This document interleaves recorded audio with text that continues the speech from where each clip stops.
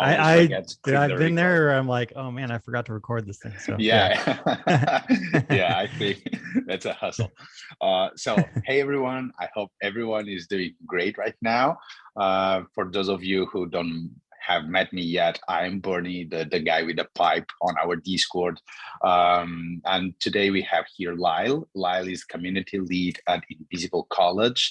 And so for those of you who don't know Invisible College is like a university, a learning community for people willing to learn or wanting to learn more about Web3, okay? They are a token gated community, so you have to buy their NFT, which is sold on the Solana chain in Magic Eden. But hey, Lyle is here to give us more context about the project, but also about his background. So I think we are ready to go, and let's start. And once again, as usual, by the end, the goal here is like having Lyle sharing with us some of his learnings for 20 minutes, perhaps 15 to 20 minutes. And then we will open the stage to a couple of questions for all of you to make questions and learn together, okay? So yeah, Lyle, on you, my man. Where do you want to start here? Yeah, so I mean, I could give a little context on Invisible College so folks are familiar with what we do. At the high level, what you described was perfect. We call ourselves a learning DAO, although we're technically not a DAO, to be honest. I think a lot of the DAOs that say they're DAOs are not really DAOs, but that's a whole different topic. Yeah, so we're a pretty small team though, and we're trying to build essentially like a Web3 college. So it's not really like a college in the sense that we're going to try to teach people like traditional college subjects. It's more just like a place for people to learn about crypto and Web3 and getting involved as an investor or a builder or you know, and this space is really interesting because it kind of flips things on its head compared to Web2. Web2, you typically start as a builder and you're starting as an early stage startup or something like that, as an employee even. But then you eventually become or investor, or some eventually become investors in startups and things like that. But in Web3, typically is the opposite, where you start as an investor. Maybe you're buying, you know, at the basics like Bitcoin or Ethereum or something like that. And then you hear about other projects and you get involved and maybe, you know, dedicate a little capital towards them, try things out, get involved with a DAO or something, start building. Then you meet folks and create a team and maybe build your own project. So it's kind of flips it on its head. And so we're trying to essentially do that, like get people who are maybe like have deep expertise in Web2 and things like that. And they're interested in Web3 and they're kind of not sure what to do. And they want to get onboarded into it essentially.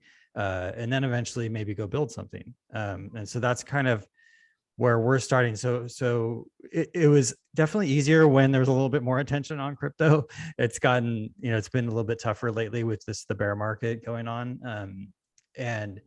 But you know, it gives us lots of time to build. So we're very, very early still. We have one course available that we actually did in partnership with NOS Academy. That's called like a Bitcoin masterclass. And it's just basically, it's kind of the basics of crypto, like how it started, why it's important, and, you know, centered around Bitcoin, but it kind of gets into other things too. And then we're going to have additional courses that we're going to create later on. But if you own one of our Decentralian NFTs, they're called, they look like these alien characters, that gets you access to everything. So we have like, you know, a Discord community. We do calls at least or talks at least 4 times a week. I would say 3 to 4 times a week, sometimes even all 5 weekdays. And with different guests that we bring in, and then you get access to all the recordings and things like that, and as well as any additional courses that we make. You get access to the Bitcoin course, you get access to everything else we'll make in the future. So yeah, so that's kind of the high level example of what we're doing. Yeah, Lyle, just one thing. So everybody, I'm here sharing on our chat. So I've shared the invisiblecollege.xyz domain, the Twitter profile from Lyle for you to follow, the Centralians also, which is the Twitter page for Invisible College. And just one question, Lyle, the course on NAS Academy is the one with Rockwell Shah, Master Bitcoin in 5 days. Is that one? Okay, yeah, let me just share it here also for people to have a full picture on what you are currently talking about. Okay, cool. So, Lyle, can you give us a bit more context on, perhaps let's start with your personal background or professional background. Where did your journey into Web3 started, and when did you figure out that it was about becoming a community manager, a community lead at Invisible College? How did it started the project Invisible College, for example? Yeah, can you give us a bit of context regarding your background before Web3 and currently, naturally? Yeah, so I've been in the early stage startup world for a long time, and as part of that, I met Nick DeWilde, who's one of the faculty members of Invisible College, one of the founders of it, basically. So I met him, I think, like 9 years ago, something like that, close to 9 years ago, if not more. When I was kind of first getting into early stage startups, and then we just sort of stayed in contact over the years. We're both writers. I write like a personal blog type thing. They're personal stories, not related to crypto really, although sometimes I'll tell some stories around that. But otherwise, as far as getting involved in crypto and Web3, I was just a passive investor for years. Like I got kind of involved in like 2017 when it had like a bull run, and I remember I invested in one ICO, which is a thing that still exists actually, called Dragon Chain, which was actually a cool project that was done by a team out of Disney, which is really interesting. But it went up really like crazy, and I was like, oh, I'm a genius, and I figured this whole thing out. And then of course it came crashing down just like everything else did in early 2018. And I didn't really stay involved, except for I kept like a monthly dollar cost average buy into Bitcoin and Ethereum the whole time. Not a whole lot, just a little bit. And I sort of just would keep tabs on it over the years. And it was one of those things where I could talk to anyone about like why I thought blockchain and Bitcoin or Ethereum were going to be important in the future. But I wasn't getting like actively involved in it until about a little over a year ago, when I was doing a lot of my writing, and then some of my friends who were builders in the space, and they're getting more involved, and there's like the rise of NFTs. And I was like, oh, that could be interesting to do something like maybe with an artist, do some sort of collab with my writing or something like that. That never really came to fruition, but a friend of mine added me to like a couple group chats, and it was just like essentially surrounding myself with people building in this space. And I was like, oh, this is not just people speculating, hoping the number goes up. There's lots of people building really cool, interesting things and just experimenting, and that really got me hooked as far as like, oh, this could be a really interesting like career path, even potentially, or launching my own projects or whatever it may be. And at the time I actually wasn't working a job. I was doing sort of freelance stuff. And so I had like a fair amount of time to explore stuff, and had like built up a decent runway for myself. So it was like, okay, I can dedicate a little capital to this, try to, dabble, try different things, meet a bunch of different people. And it was right around that time, Nick reached out and he said, hey, we're launching this thing. Do you want to come hang out? And I said, yeah. So I joined the Discord, and I just like jumped in there and started saying hi to people, and, just kind of doing what I do, which is just being active when I get involved with something. And then the next day we hopped on a call, and he said, hey, you want to run the community? I said, let's do it. So it was like the perfect fit, because like we had all this history, we knew each other for years. And it was like I was already doing a lot of that stuff anyway, because like helping folks that I knew, friends that I knew who had questions about Web3 stuff, or like getting involved in some DeFi thing, and they're like, what do I even do? Like my brother, for example, was like, I'm kind of curious in this thing, how do I do it? And I would just jump on a screen share with him and do it. And so it's like I'm doing that stuff in Invisible College now. So it was like a really natural fit. Okay, that's great, my man. And so regarding Invisible College per se, what do you think have been the different stages? So I remember joining your Discord, you had something like 200 members. Back then, you were pretty small at the beginning, naturally.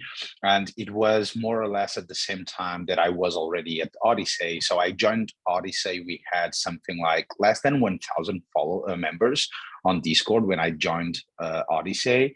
And a couple of weeks out after joining Odyssey, I joined Invisible College. And so I really wanted to learn more about what have been the growth? So I assume that with the evolution of your community, your role also has to evolve. And so what have been some of the key struggles or key things that you have changed or learned? And what can you share with us in terms of advice for people who are currently building a community from the start or something like that? Yeah, there's definitely been stages or phases, or I don't know what to call it exactly, but early on it was like there was a lot of, it was I think it was the end of November of last year, maybe early December, when we launched the community. We had no NFTs out yet, but it was like, this is coming, we're going to do a mint. And it was originally, I think, scheduled like for early January.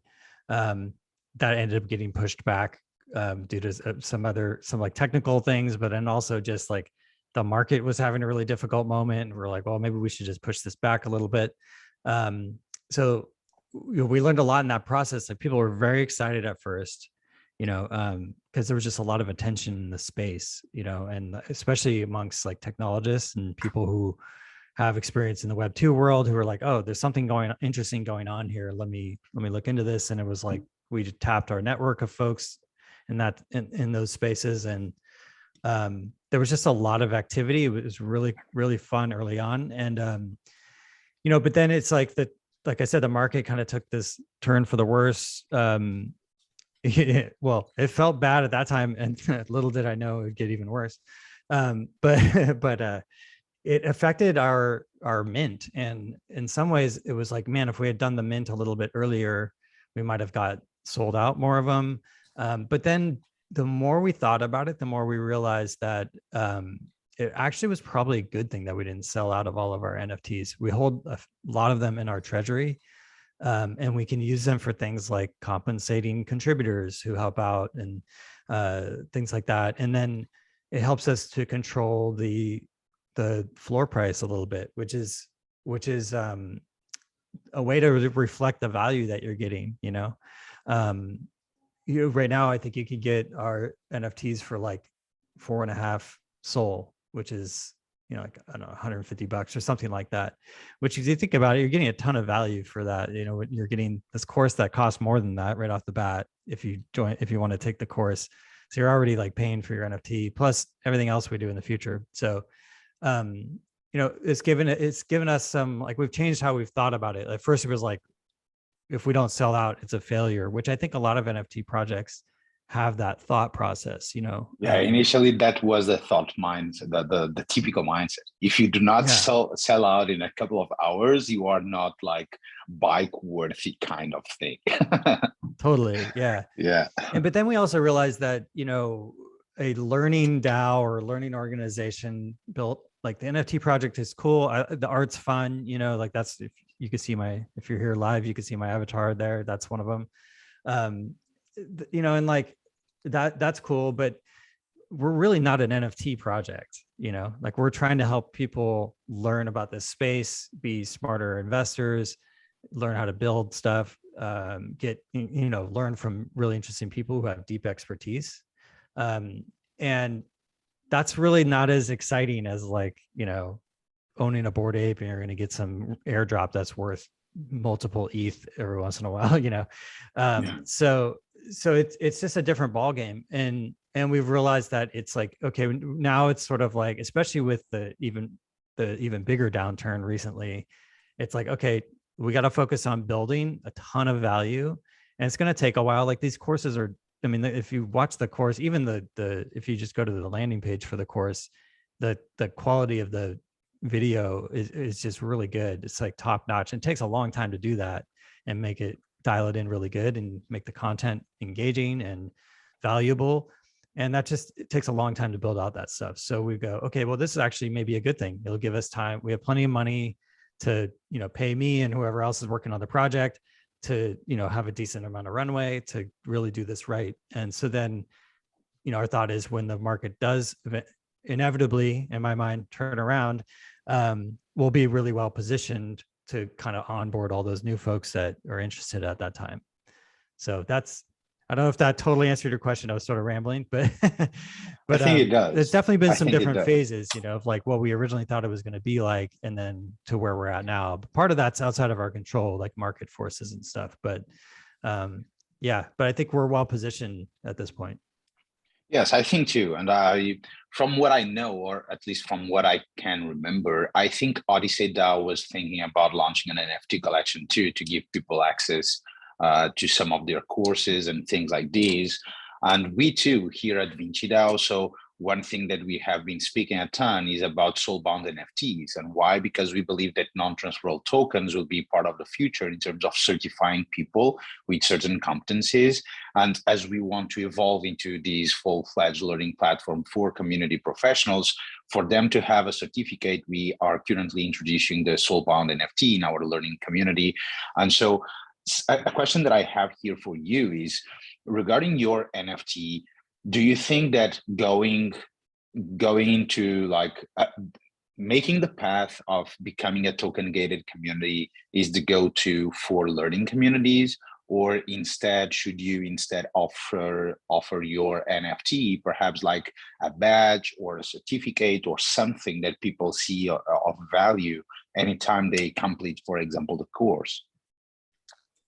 Yeah, I think there's different approaches, right? There's some that are like open to like anyone can join, or like I know like Odyssey has like a whole like learning path that people can take, like through an email course, or even just some of their articles that are like, I think, more SEO targeted, you know, and trying to capture folks that way. And we're less so that.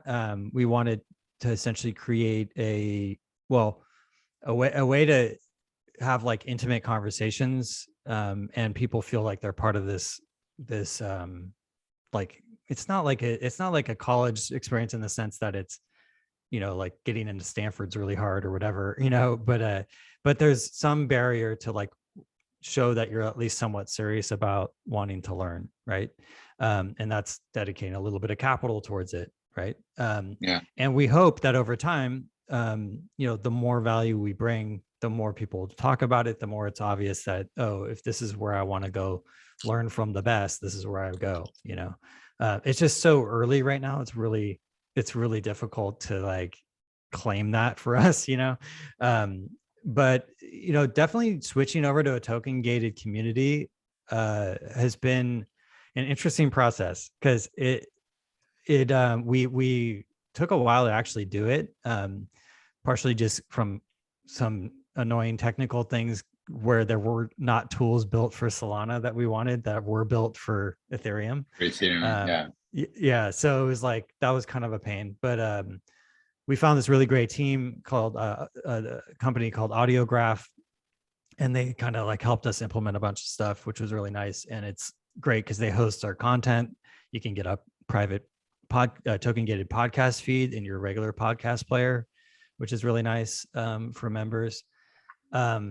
But yeah, it's definitely a different feel than some others, you know, that are a little bit more open. And we're kind of thinking of it as like, we can potentially get people who are brand new to know nothing about crypto, but we're probably not. We're going to get people that are maybe a little further along. They're like, you know, maybe they own some Bitcoin or Ethereum or something, and they're like, I want to get more involved, but I don't really know what to do. Then they'll come to us, as opposed to like, I know nothing about crypto or Web3 at all, and what do I do? That I feel like can be covered by some other folks that are working on cool projects, you know, where it's like sort of top of the funnel, if you will. And we can come in a little later, and it's like, okay, you want to go and learn from like we have you know, some guests coming up that are really good, like this guy Mike Dudas, who's like been in the space forever, like crypto OG, like, you know, really well-known investor and operator and stuff in the space. And like that conversation is going to be not for necessarily for beginners, right? But if you know a little bit about the space, you could go to it and you can learn a ton, you know, and ask questions and whatnot. So we're kind of looking at it as sort of like we're a little further down the funnel, if you will. Okay. So I really want now to perhaps explore a little bit more about your experience as a community lead. And so my first question is like, can you please just try to lay down some of your daily activities at Invisible College. So first of all, I don't know, are you currently like full-time, part-time? How much time do you currently spend on leading community efforts at Invisible College? And what are some of your daily activities? So what do you do when you join the Discord or whatever as a community lead? What are some of your daily activities at Invisible College? Yeah, so I am full-time. I think I might be the only full-time, well, besides some of the faculty, like Nick's full-time and stuff. But anyway, yeah, I'm full-time. So I do a bunch of stuff. A lot of, I would say a lot of it's like not automated and sort of manual. And that's just being engaged in the community, sharing interesting content I come across, things like that. So I spent a fair amount of time really like actually involved in other communities to try to just see what's going on in the space at any given moment. And, have an informed opinion on it if someone asks a question, or just share interesting stuff that I come across with the community. So there's that. And then that actually feeds in nicely to, I'm now writing our newsletter. So one comes out later today. And it's sort of about all the current narratives that are going on in the space. So being abreast of what's going on, news wise, or what some of my friends are talking about that they're building and interested in, that all feeds into what I write about each week too. So it's kind of, that's a little virtuous circle. And then the other thing is a lot of events, because like I said, we do about 4 to 5 events a week. Like today we have one called NF Tuesday, and I pretty much run that because I do a lot of dabbling in NFTs lately, just to try to learn about the space and honestly try to make a little bit more ether while prices are looking good, so I can hoard a little bit more ETH. Yeah, I've learned a lot about that space recently. So I share a lot of that info during this NF Tuesday event. We do an office hours event with Rockwell, who you mentioned earlier. And it's sort of like an anything goes sort of roundtable, ask any questions you want. And he's got such deep expertise. Those are really fascinating conversations. And we usually have 2 different guests each week. Usually one's a builder chat. So it's like someone who's building a company or a project or something like that in the space, or a protocol. It could be anything. And then the other is usually an investor series chat. So it's someone who's either like a venture capitalist or like a hedge fund manager or something like that, or like we had one guy on named On-Chain Wizard who basically grew $5,000 into about over $1 million at one point, just like basically trading meme coins for the last year. Really fascinating conversation with that guy. But so there's been like a wide range of things. And then we do like a town hall event every week. So I'm doing a lot of like the organizing around those, recording them, all that kind of manual stuff. But then, like sourcing some of those folks and interacting with them. So, so it's a lot of work, but the fun thing for me is like, I'm just like embedded in Web3 and crypto all day, essentially. And so it's like, I know of all this stuff going on. Like otherwise, if I was working another job, I wouldn't be able to probably understand it as deeply as I do now.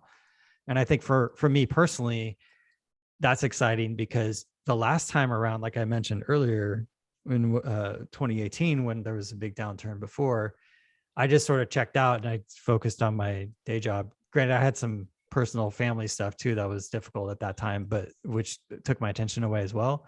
But it's one of those where I look back and go, man, if I had just stayed involved, I have friends that work in the space, it's like I would be in a much different position right now. So essentially, like I don't want to repeat that this time. This time I'm staying involved. We've got plenty of runway, and I can like on a personal level just be embedded in the space, learn a ton, meet a lot of different people, and I'm really excited about the future and seeing where this goes. Great, my man. And so just like a final question that I wanted to explore or to pick your brain here, and perhaps this question may bite, which is what are some of the metrics that you try to pursue as a community lead? Because almost everybody talks about, you have to bring your community members into engagement, and you have to have good engagement. Okay, but what does that mean? Like, how do you track some of the metrics, and what metrics are those? So I hope that this question helps people here in the audience to better learn what you do in your daily activity. And after this question, we will open the stage for all of you for Q&A. So yeah, Lyle, Sounds good. on you. Yeah, I mean. Yeah, I would say metrics in Web3 are difficult because some things just aren't tracked very well. There's disparate tools, and you have Discord, which has some metrics that you can look at. I will say that actually prompted why we do this NF Tuesday event, because we realized the NFT chat channel that we have was the most active channel we have. And so we go, okay, there's a lot of attention on these at the moment, so let's dedicate a weekly event to it. Plus I was doing a lot of dabbling in that space anyway. So that sort of informed that decision, and that's been a popular event so far. But yeah, otherwise I think metrics are difficult.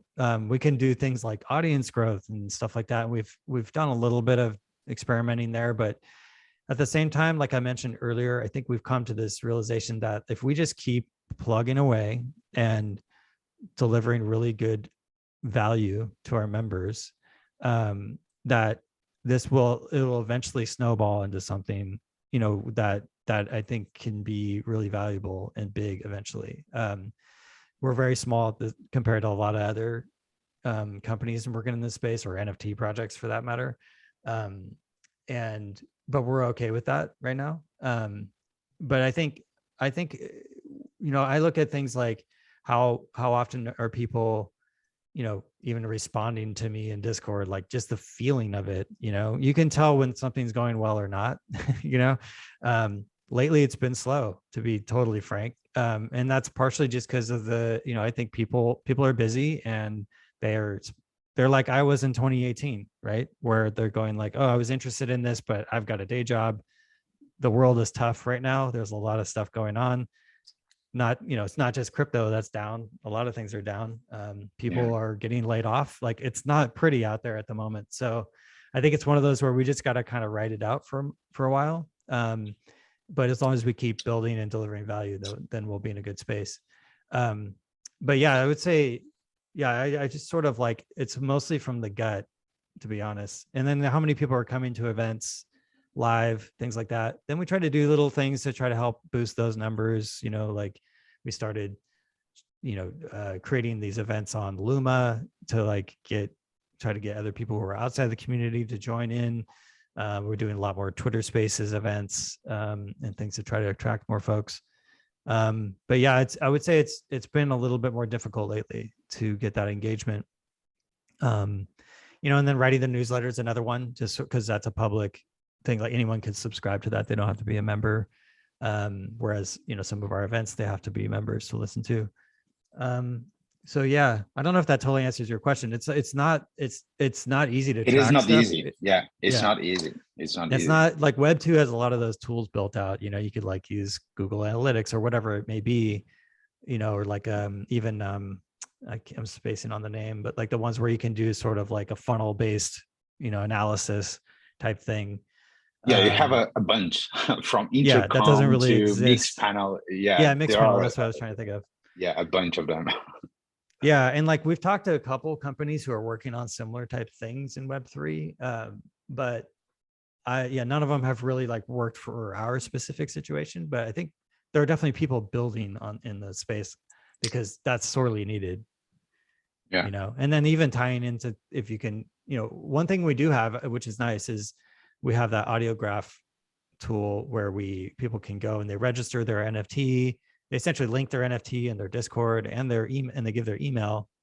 And so we can use that email to contact them about upcoming events or about our newsletter or whatever it may be. We realized, like, probably too late. I wish we realized this earlier, that like, even though we're in this Web3 world, like emails are still incredibly valuable, and I think a lot of Web3 companies came to that realization, like, or even like NFT projects, who are just like, oh, we have this thing, and it's like, we're just on Discord or Twitter and that's it. And they're like, well, how do you get a hold of anyone?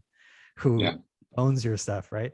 Unless they're just active in Discord all the time, which is unlikely with how many Discords there are these days. So that's definitely difficult. And I think I try to make it so that it feels like if you have a question about something in Web3, your first thing that comes to mind is going to Invisible College, or if you find an interesting read or something like that, or you watch this video or something, or a podcast, you think, oh, I should share that with Invisible College. Like, that's my goal, is I want to get people to get in that mindset. And there's definitely folks that do that. And so that's sort of what I do, so I want to get more people to where I am so that we can have these interesting conversations and learn a lot from each other. Okay. Yeah, in that sense, it is very different when compared with, for example, us here at Vinci, because we are trying to build like a community of professionals. So the type of value that we are trying to bring people, or to bring to people, is like, we are trying to write the Web3 community building playbook. We are trying to create these courses to teach people coming from Web2 to learn about Web3, and in Web3 to learn more and deeper stuff and things like this. But yes, I completely see where you are coming from. And regarding the metrics, unfortunately, it is not easy. Like right now we have Telegram to deal with, and Twitter, and email newsletters, and whatever, and all of that. It's a crap all over the place. And at the same time, people are all over the place, and you have to be there because that's where people are. And so it's a big headache, but whatever. Yeah, I feel like some days I'm bouncing around so many different things, because I have some Discord groups that I always check because there's like good information there, or like people I know there or whatever. And then there's even like a Twitter group, a couple Twitter DM groups that I'm in that share stuff. And it's like, it's just a lot to keep track of. And yeah, Telegram, like you mentioned, it's kind of crazy. So I feel a little scatterbrained sometimes.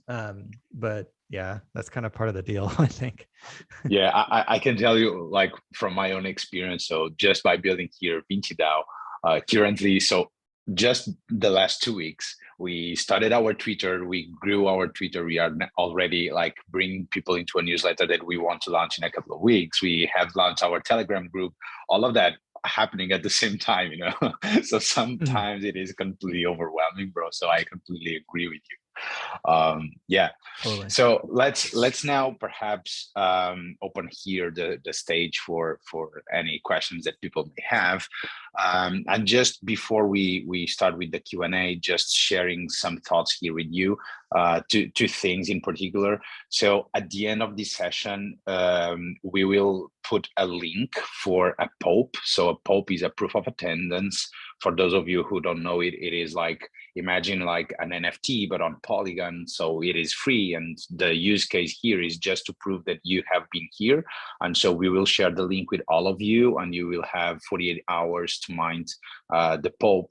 And it will be on your crypto wallet. The goal here is just for us to track people who are coming and to give prizes to reward the people that are coming to lessons and things like this.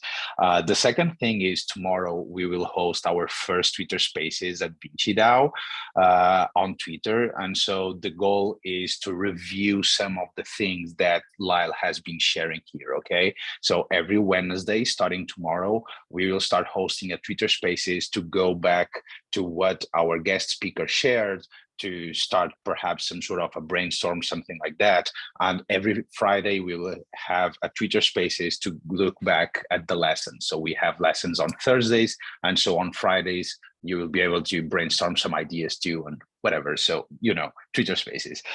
So yeah, let's now open for a Q&A, and feel free to use. We have here 20 more minutes, so we can either discuss some things that Lyle shared with us, or instead you can just make any other question about community management overall.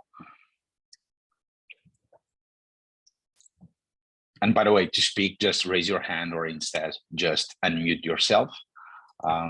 Yeah, so. Yeah, don't be shy. Yeah. Hi, Kyle. Alex here, based in Berlin. Super nice to meet you. We're building an analytics and engagement platform for Web3 community leaders. And I'd be interested to know, how much do you know about your community members? Because we talked to several DAOs and NFT projects, and one challenge they have is that just don't have a clue who the people are that are participating. Do you have insights in your community, or how are you gathering the data? Yeah, well, good to meet you too, Alex. Yeah, that's difficult, especially because so many people, it's like even people I know, it's so funny. There was a couple times where early on I'd be interacting with someone in our Discord and, you know, having good conversation. And then they would DM me and go, oh, hey, by the way, I'm so-and-so that I know in real life. And I didn't even know it was the same person, right? Because they use some, yeah, so they use some random username, or they like followed me on Twitter or something, you know. So that's definitely hard. You know, I think we've kind of focused less on that. There's definitely some folks who we ended up knowing, like, and so we could tap on them because we were friends with them or whatever. And we had like a lot of people contributing early on to especially build out stuff. Like we have this whole Notion database of various things, and we had some folks do that for us because we didn't really know how to do it. And so, you know, tapping some folks there to help out. And we also did a thing where because we were like approaching it at first, like, okay, we're this learning DAO. We want to be open, like have these different working groups and things like that. Where part of the onboarding early on was, if you're interested in contributing, fill out this form. And I'm guessing Bernie, you maybe even filled it out, but it was essentially like, you know, who are you? Like, what's your email address, all that kind of stuff. But then what's your expertise? Like, what are you interested in helping out with? And we can categorize and help people work together that way. So we had some working groups early on, especially when we were trying to just build out things with the college, or get feedback from groups and stuff. So we met some people that way, or we were able to put a face to the avatar, if you, or a name to the avatar, if you will. But beyond that, it's definitely hard. Like when we get new folks in, because we don't have any sort of, you know, anyone can make any random Discord name, you know, and that's one of the drawbacks to Discord. I know a lot of people, I know this is sort of a tangent, but Discord gets derided a bit in this space, I think. I actually kind of like it. Maybe I'm a contrarian in that way. I don't know. Some people really hate it, but I actually kind of like it. I mean, I live in it all day essentially, so maybe that's part of it. But it is, I think, from a community building standpoint, makes it a little more difficult. At one point, we were really debating whether or not to move elsewhere, but we ultimately decided to stay because it was like you're essentially embedded in with everything else that everybody is looking at when it comes to Web3, right? But the problem with that is you're essentially like a page. You're like a page within this huge ecosystem. It's not like when I go to Discord, I'm going to Invisible College or I'm going to Vinci or whatever, right? I'm going to, like, I don't even know how many I'm in right now, 50, maybe, probably more. More. And like, yeah, definitely more. So I don't look at all of them, of course, right? So I keep tabs on certain things, but there are certain ones where it's like they get sort of elevated to like, okay, these are ones I'm going to check more regularly, right? And so I think that's where I go, is like, how can I get to that space for someone, right? Where it's like, maybe we're the first or second one they check, you know? But as far as like getting to know our audience, that's really difficult. There's definitely folks who show up regularly and we can get to know them that way, but maybe it's through like their username or something, as opposed to like their actual name, you know, as a person. And my man, Lyle, I don't know, do you remember Mirk? MIRC? MIRC. So I'm sharing here an image. Let me see. Okay, I can't really share the image. Yeah, let me just click here to share with you, because I believe you'll know what I'm talking about. So Mirk, it was the first IRC chat. They had servers and all of that. And back in the 80s, so Mirk was initially created in 88. And like during the 90s, it was the Discord of the entire internet, even before the messenger of this life and things like those. And so that's exactly how I see Discord nowadays. It's like the MRRC, which is this chat thing that I've shared here on our chat.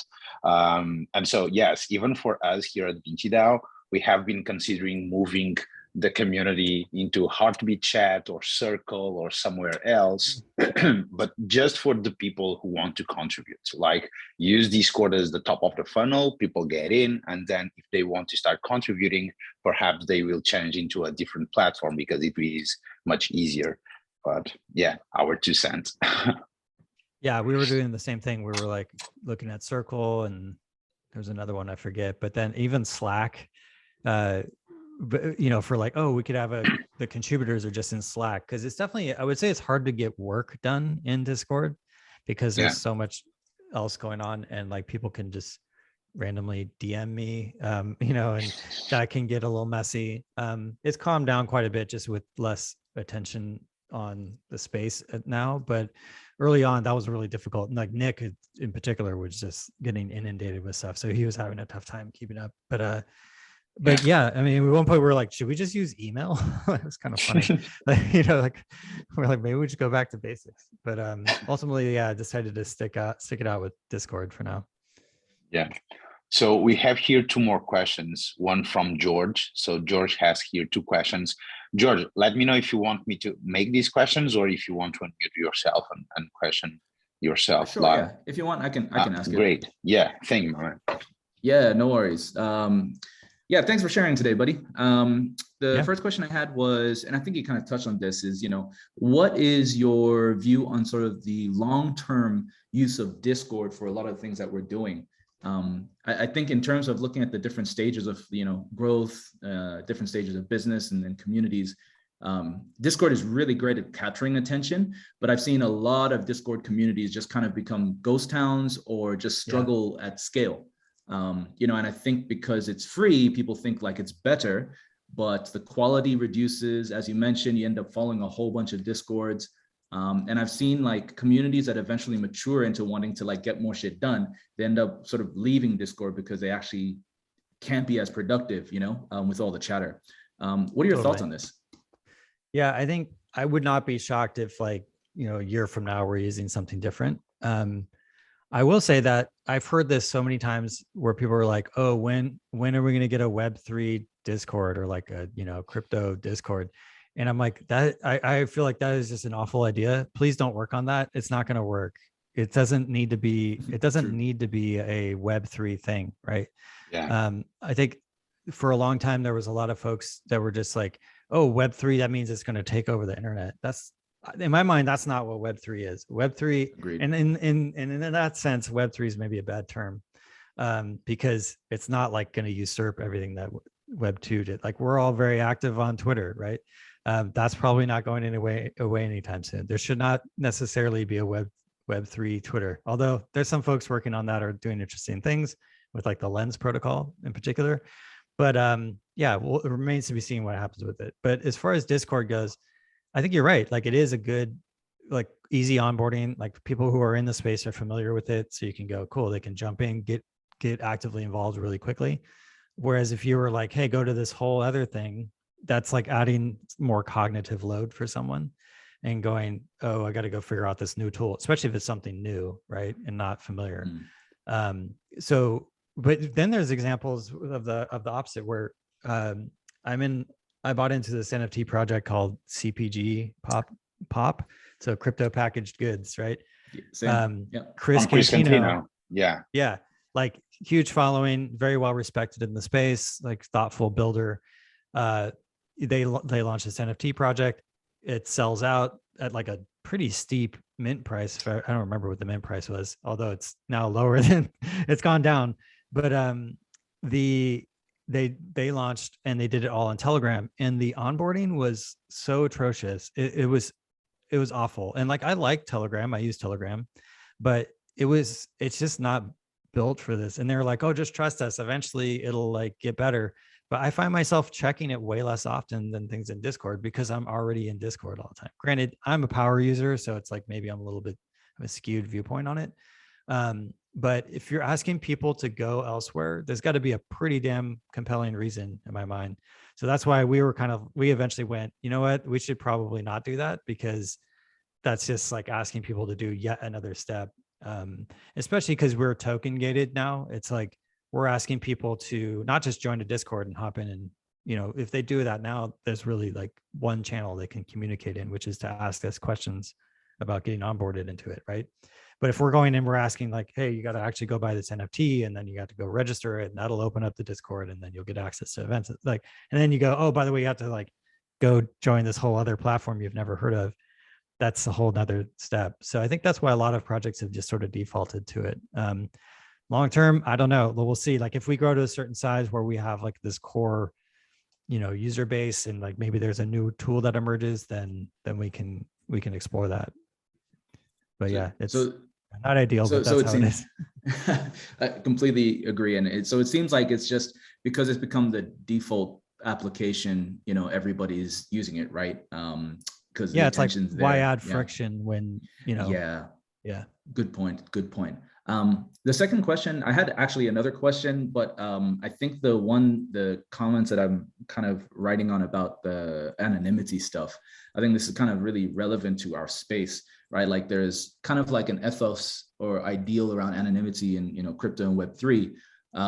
But one thing I've noticed over the last, you know, decade is that a lot of the anonymity is kind of moving people towards behavior. And I've seen this in communities, right? Where they do things, of course, they wouldn't do in real life. And, you know, I started going back through history and looking at like when the internet was birthed, like what happened with anonymity there. Well, the lessons were that anonymity almost always leads to crime, which is why we're seeing more scams, spamming, trolls, etc. Despite sort of like the popular, you know, avatar-based culture that we have you ever given thoughts around this sort of stuff, and like if that will negatively impact us in the same way that it impacted, you know, Web 1.0? Yeah, I mean, it in some ways it already has, right? Like 100%, we've seen, yeah, true. Yeah, I mean, we've seen like earlier this year there was the whole Sifu thing. I don't know if anybody remembers that, with the Wonderland project, and yeah, you know, he has a not great, he has sort of a checkered past. Debatable on whether or not he was involved in the scam, but yeah, you know, things like that where you don't really know who's behind a project, and so yeah, I mean, this is also not a new thing, like you mentioned. You know, he shared what the IRC chat, and there was anonymous people there, and there's been anonymous people on forums and stuff for years, and this goes back, you know, back to the beginning of the web, essentially. And I don't know if it's like totally fair to say that it always leads to crime and stuff, because I mean, that's always going to exist. And it's not like Web3 created crime or scams, right? Like I got an email the other day from Wells Fargo, my bank, and said like, watch out for these scams. And it's like, scams just exist. People do terrible things to other people, which sucks. And I hate that exists. But I will say that when there's a lot of attention and fervor and money around a space like crypto, the frequency of that goes up a lot, or just like, you know, it's lower hanging fruit for scammers, right? So you just have to be very diligent as a user. But for us, like, for example, with Invisible College, it was very important for us where, yeah, I have this avatar, you know, of the Decentralian, but like you see my real name, you know, everyone calls me Lyle. My name is Lyle, and like all of our founders use their real name, so we're all doxxed. So that was important to us personally. So it's like you could go look us up on LinkedIn or whatever and see what we've done with our careers. Other projects less so, but you know, I think it's like one of those where you just got to do your due diligence as a user, and you know, if something feels off, just don't get involved. You know, it's like there'll be some other opportunity later on, especially in this space. There's so many things being built. There's so much opportunity. Like if something feels off, just move on. You know, like it'll be fine. There's that fear of missing out, but like, you know, I think that's not a thing that you should you should give into as much as possible, you know. Easier said than done sometimes, but yeah. True. The other thing is, I will say, like, one thing that's nice with Web3 is, especially when it comes to like projects that have smart contracts, people can go and look at the code and see if there's nefarious things in the code, right? So it's very transparent. Like in order to like do an NFT mint, people have to be able to see the contract, you know? And so I think there's going to be things that emerge from that. There's going to be folks who specialize in that, or companies that come out that go, oh, hey, we're going to do this quick analysis on these smart contracts, look for some like obvious things that are red flags, so that you can, as a user, be more informed about what you're getting into.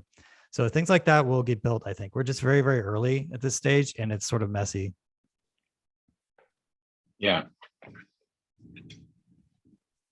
Yeah, that great thoughts here. Yeah. George, I don't know, do you have any other question? If not, we can pass the ball to the last question here. We have 5 minutes. Yeah, no, I'm good for now. I'll just carry the convos over in Discord and stuff. Great, great, great. And thank you, my man. Cool. So was there another question in here? I'm not keeping up with the chat. Sorry. Yeah, don't worry. I am. Okay, so if there is no other question, I have a question that I'd love to do, Mom. Okay, yeah, go ahead. Yeah, sorry. Lyle, hi. Recently, I attended an interview for a community manager role. I almost got the role, but when they asked how much salary you're expecting, as I work for only a single project, I don't know how much to ask, but my mind just got stuck there. Yeah, that's a difficult question, because I think there's a lot of factors. You know, what stage are they at? Like, how much have they raised? What kind of runway do they have? Like, have they raised outside funding, or was it just purely from like an NFT mint or a token drop or something like that? Or do they want to pay you in USDC, or, you know, or like some other stable coin, or are they going to pay you in like the native token to their project? I would say on that last point, if you can get paid in some sort of stable coin or like ETH or something like that, but not some native asset to a project. I've done that in the past, and they're now worth quite a bit less. You know, but live and learn. Maybe eventually they'll turn into something. But I think, yeah. And then the other thing is, there was a bigger project I was involved with at one point called Klima DAO, which is a pretty well-regarded project is in the regenerative DeFi space, I think it's called, or refi. And they paid everyone in their native token, the Klima token, right? The problem is, when they did that every month, all of a sudden there was like a huge sell-off because people were exchanging it for whatever else they wanted. You know, probably a stable coin, because they got to pay their bills. So basically every time I got paid, you know, if I didn't immediately swap it, it would be worth less like a day later, you know. But meanwhile, as an American, I had to pay taxes on that initial amount, whatever it was. So it's like I paid taxes on one amount, the next day it's worth less, yet I still have to pay taxes on that amount. So very frustrating. So I highly recommend just doing a stable coin. Also, this is dependent on where you live and stuff and the rules there, but that was a huge lesson learned for me. You know, it's like the tax basis versus what you actually make. So yeah, anyway, I do have to drop here in 2 minutes, just so you know, because I have another call, but I hope that answered your question. It's a little bit messy. I would get more information from whoever you're interviewing with, and hopefully they can give you a number first, so you have sort of baseline. That's a good just negotiating trick in general. Just get the number from them first if you can. But yeah, I would get more information like about their funding, what it looks like. And then I've heard a wide range when it comes to community managers. I've heard some that are getting paid, $50K or less, but they're working part-time. And then folks that are getting paid well over 100K a year, depending, maybe it's a very busy community that's more established and has a lot of money in the bank. So it really depends, but I'm somewhere in the middle of those. I won't tell you the exact number. Okay, Lyle, thank you very much, Lyle. my man. And thank you all for being here. We will share your links from Invisible College, your collection, your profile, all of that on our Discord. And we will also share our link to our Pope and the seed phrase and all of that for you to be able to mind the Pope. Okay, so let me know if you have any questions. We can keep talking on Discord. I'm 24/7, almost there. So feel always free to just jump into my DMs or ask me anything, okay? And yeah, have a great day or evening or whatever you are. Have a great time. Thanks, everyone. And thanks for coming. This was fun, Bernie. Yeah, thanks, Lyle. Thank you, my man. All right, talk to everyone later. See you all. Talk soon. Bye-bye.